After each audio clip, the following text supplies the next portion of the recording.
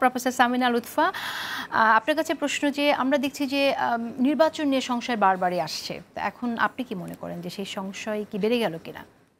আমার কথা হচ্ছে সরকারের একটা দায়িত্ব দেশে মিনিমাম একটা শৃঙ্খলা, শান্তি শৃঙ্খলা বজায় রাখা, জনগণের নিরাপত্তা বিধান করা, এবং আরো অনেকগুলো দায়িত্ব আছে। তার মধ্যে একটা দায়িত্ব হচ্ছে নির্বাচন, একটা সুষ্ঠু সুন্দর নির্বাচন করে দিয়ে পরবর্তী সরকারের হাতে দায়িত্ব দিয়ে চলে যাওয়া, যাতে গণতন্ত্রের পথটা খুলে যায়। এখন ধরেন এই যে শঙ্কার কথা বলছেন, এই শঙ্কাটা আসলে আমরা কোথা থেকে দেখতে পাচ্ছি? তার মানে আমাদের রাজনীতিবিদরা বলছেন, আমাদের ছাত্র সংগঠনের কর্মীরা বলছেন, সাধারণ নাগরিকরাও বলছে। তার মানে একটা শঙ্কা কি আসলে তারা জিইয়ে রাখা হয়েছে যে নির্বাচনটা নাও হতে পারে? আমার কাছে মনে হয় এরকম একটা শঙ্কা জিইয়ে রাখা হয়েছে, কারণ এটা কার পারপাস সার্ভ করছে সেইটা খুঁজে দেখার প্রয়োজন আছে। হয়তো বা বিএনপির পারপাস সার্ভ করছে, হয়তো বা জামাতের পারপাস সার্ভ করছে, বা হয়তো এখন যারা সরকারে আছেন তাদের পারপাস সার্ভ করছে। আই হোপ যে এটা দেশের মধ্যেই কোনো ইন্টারেস্টের পারপাস সার্ভ করছে, দেশের বাইরের কোনো ইন্টারেস্টের পারপাস যেন সার্ভ না করে। কিন্তু এটা কিন্তু সত্যি যে জনমনে এক ধরনের শঙ্কা আছে যে নির্বাচনটা নাও হতে পারে। কারোর সাথে দেখা হলেই জিজ্ঞেস করে নির্বাচনটা কি আসলে হবে? আমার সাথে কারো দেখা হলে জিজ্ঞেস আসলে কি নির্বাচনটা হবে? জানি না তো কেউই। এখন এই যে জানি না তো কেউই, এই জায়গাটা থেকে বাংলাদেশের জনগণের মুক্তি দরকার, যাতে আমরা নিশ্চিত হয়ে জানি যে অমুক তারিখ থেকে আসলেই নির্বাচন সম্ভব হবে। ব্যারিস্টার আসাদুজ্জামান ফুয়াদ, আপনি জানেন যে এই ঘটনার পরে আমরা আবারও শুনেছি যে নির্বাচনের পরিবেশ নেই। আপনি বলছেন যে এই মিটফোর্ড থেকে শুরু করে গোপালগঞ্জের ঘটনায় ডিপ স্টেটের এক ধরনের ইনভলভমেন্ট আছে, তাহলে কি ডিপ স্টেটের একটা অংশ চায় না যে নির্বাচন হোক? নির্বাচন হোক না হোক থেকে বড় জিনিস হচ্ছে তারেক রহমানের সাথে প্রফেসর ইউনূসের মিটিংটাই ডিপ স্টেট মেনে নিতে পারে নাই। কারণ তারা চাচ্ছিল যে এই দূরত্বটা যেন বজায় থাকে, দিল্লি এবং আওয়ামী লীগের আধিপত্য ধরে রাখার জন্য ইউনূস সরকারের সাথে সবচেয়ে বড় রাজনৈতিক দলের দূরত্বটাকে ব্যবহার করে অন্যান্য রাজনৈতিক দলগুলোকে নিয়ে নতুন মেরুকরণ করা এবং এটাকে কেন্দ্র করে একটা ক্যাওয়াস তৈরি করা। এই ক্যাওয়াস যেন একটা 111 টাইপের সিচুয়েশনকে লিড করবে, লিডিং টু 111 টাইপ গভর্নমেন্ট, যেখানে পতিত আমলারা, সামরিক এবং বেসামরিক আমলারা আবার 17-18টা ঘোড়া নিয়ে মঞ্চে উপবিষ্ট হতে পারে সিংহাসনে। সেই বাস্তবতাটা রয়ে গেছে। এবং দেখবেন যে বিএনপির বহু লিডাররা তারেক রহমানের সাথে মিটিংয়ের আগে দেখবেন প্রচণ্ড ফাউল কমেন্ট করতো প্রফেসর ইউনূস সম্পর্কে। মানে সবচেয়ে সফলভাবে ব্যর্থ শাসকের নাম হচ্ছে অধ্যাপক ইউনূস। উনি দেহত্যাগ করবেন, পদত্যাগ করবেন না, মানে এই ধরনের দেখবেন খুবই মানে উস্কানিমূলক কথাবার্তা বলতেন। আপনি দেখেন তারেক রহমানের সাথে মিটিংয়ের পর কিন্তু অ্যাবসলিউটলি এই ধরনের কোনো ফাউল স্টেটমেন্ট আসে নাই, বরং রিপিটেডলি স্ট্যান্ডিং কমিটির মিটিং থেকে শুরু করে তারেক রহমান বারবার বক্তব্যে বলছে আমার সরকার, আমাদের সরকার সফল করতে হবে, আমরা সহযোগিতা করব, পাশে আছি। ওইটা হচ্ছে পাওয়ারের জায়গা। ডিপ স্টেট কেন অসন্তুষ্ট? আচ্ছা সৈয়দা আশিফা পাপিয়া, আপনার কাছে শুনতে চাই যে আপনিও কি তাই মনে করেন কিনা যে এক ধরনের উপদেষ্টা মণ্ডলী যারা আছেন তাদের মত পার্থক্য আছে। ডক্টর ইউনূস হয়তো বা চায় যে প্রপার টাইমে নির্বাচন দিব, কিন্তু বাদ বাকি অনেক উপদেষ্টাই চাচ্ছে না যে তারা এই মুহূর্তে ক্ষমতা ছাড়বে। তারা দীর্ঘস্থায়ী করতে চাচ্ছে। হ্যাঁ, করতে কেন পারবে না? তারা মিছিল করেছে, মিটিং করেছে, গাদানি করেছে, তারা হচ্ছে আবার ১/১১-র পক্ষে গেছে, তারপর আবার নির্যাতন হয়েছে, তার পক্ষে তারা আসছে। তো অলওয়েজ তো স্ট্যান্ড চেঞ্জ করে করে আসছে। তো এখন যদি তারা মনে করে যে না, নির্বাচন না দিয়ে আমরাই দীর্ঘমেয়াদী করব, করার পর আমরা আমাদের মন মতো যেটা যেটা করার করব, করার পরে যখন মনে করব তখন দেব, এইরকম মনে করলে তো সরষার ভিতরে ভূত। কারণ ডক্টর ইউনূস একা নির্বাচন চেতে নির্বাচন হবে না।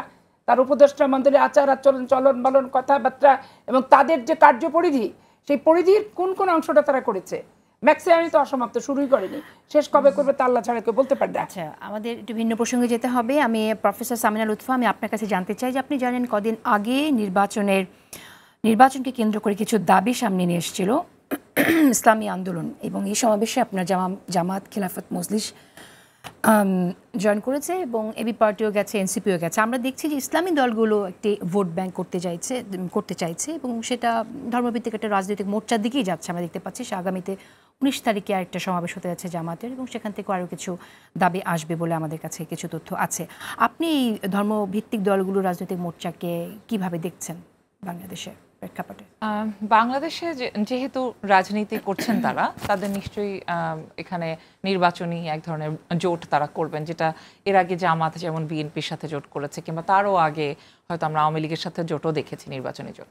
এবং এই যে বিভিন্ন রকম হিসাব নিকাশের ব্যাপার, এই হিসাব নিকাশের ব্যাপারটা আমার কাছে, এটা আমার একদম ব্যক্তিগত মত, আমি ওই অর্থে নির্বাচন বিষয়ে বিশ্লেষক না, কিন্তু আমার কাছে মনে হয় যে নির্বাচনের তারিখটা নিশ্চিত হওয়ার আগ পর্যন্ত এরকম আরো নানান রকম জোটের ধারণা, নানান দিকে কিন্তু মানুষ তাদের ইট রেখে যাবেন, যাতে পরিস্থিতি যেদিকে যাবে সেই অনুযায়ী তারা তাদের নির্বাচনী জোটটা করবেন। কারণ নির্বাচনের হিসাব তো অ্যাক্টিভিজমের হিসাবের সাথে মিলবে না, কিংবা মাঠের রাজনীতির সাথে মিলবে না। এবং এই নির্বাচনী জোটটা সবাই করতে চায় কি করলে আসলে তার সর্বোচ্চ সংখ্যক প্রার্থী সে নিয়ে আসতে পারবে, সেই কারণে করবে। এখন বাংলাদেশে একটা মানে যেহেতু সংখ্যাগরিষ্ঠের ধর্ম ইসলাম, এবং সেখানে বাংলাদেশের মানুষ অসম্ভব ধর্ম ভীরু এবং তারা ধর্ম পালন করেন, এরকম একটা জনগোষ্ঠী এত বছরে কিন্তু সাধারণভাবে আমরা দেখিনি যে ধর্মভিত্তিক রাজনৈতিক দলগুলোর খুব ভোট আছে।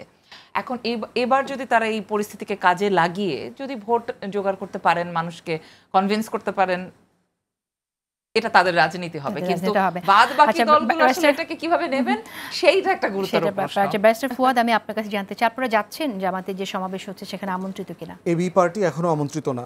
আমন্ত্রিত না, আচ্ছা ওকে। আপনারা জোটে ইসলামিক দলগুলো যে জোট হচ্ছে আমরা শুনেছিলাম সেরকম জায়গায় দাবি করেন সম্ভাবনা আছে যে জামাত হয়তো পরে দাওয়াত দিতে আসবে, যে তিনজন পুরো প্যানেল। কিন্তু আগের যে প্রোগ্রামটা ছিল সেই ইসলামী আন্দোলনে তো আপনারা ছিলেন, এখনো আগের অনুষ্ঠানটা আপনারা গিয়েছিলেন এবং আমরা শুনেছি যে চরমনাইয়ের প্রোগ্রামে এবি পার্টি দাওয়াত পেয়েছিল, রাইট। এবং আমরা একটু শুনেছিলাম যে আপনারা ধর্মভিত্তিক জোটের সাথে থাকবেন না, আপনাদের কোনো সিদ্ধান্ত পরিবর্তন হয়েছে নাকি আপনারা থাকবেন এখানে? মানে এখন পর্যন্ত ধরেন কোন জোটের আলোচনাটা খুব সিরিয়াসলি কোথাও আলোচনা হচ্ছে না। হচ্ছে যে জোট করছে তো, এটা সিরিয়াস আলোচনা, সিরিয়াস আলোচনা হচ্ছে না। যেটা হচ্ছে ইসলামী দলগুলোর ভিতরে আলোচনাটা একটু বেশি হচ্ছে, জামাত, চরমনাই, ইসলামী ঐক্য জোট সহ বাকি দলগুলোর সাথে, যে একটা ইসলামিক দলগুলোর মোর্চা করা যায় কিনা, এটা তাদের ভিতরে সিরিয়াস আলোচনা হচ্ছে। বাকিদের সাথে মোর্চা করবার খুব সিরিয়াস কনভারসেশন এখনো শুরু হয়নি। এনসিপি এখনো দল করতে পারে নাই, নিবন্ধন হয় নাই ঢাকার বাইরে। এটা অক্টোবর নভেম্বরে আর একটু ম্যাচিউর ডিসকাশনের সুযোগ হবে আর কি। সৈয়দ আশিফা আশরাফি পাপিয়া, আমি আপনার মন্তব্য নিয়ে শেষ করে দেব যে জোট হচ্ছে আপনাদের দিকে, আপনাদের ঘর কি বড় হচ্ছে নাকি ছোট হচ্ছে? ধর্মভিত্তিক দল হচ্ছে, ধর্ম নিয়ে রাজনীতি করাটা আমি পছন্দ করি না। যে কোনো মুসলমান একটা আলেম ওলামা রাজনীতি করার অধিকার তার আছে, কিন্তু মসজিদকে রাজনৈতিক হাতিয়ার হিসেবে নিজের ধর্ম প্রচার বাদ দিয়ে নিজের ব্যক্তিগত দলের প্রচার কেন্দ্র হিসেবে মসজিদ, মাদ্রাসা, গোরস্থান, হাদিস, কোরআন ব্যবহার করুক, এক্ষেত্রে আমার মুসলমান হিসেবে এবং রাষ্ট্রের নাগরিক হিসেবে চরম আপত্তি আছে। এই জন্য আমি মনে করি যে কোনো আলেম ওলামা শায়ক মোশায়েক প্রত্যেকের রাজনীতি করার অধিকার আছে, কিন্তু ধর্মকে ব্যবহার করে নয়, ধর্মকে অপব্যবহার করে নয়, ধর্মকে নিজ স্বার্থে নিজের স্বার্থ সিদ্ধির হাতিয়ার হিসেবে, মানদণ্ড হিসেবে ব্যবহার করাটা বন্ধ করতে হবে।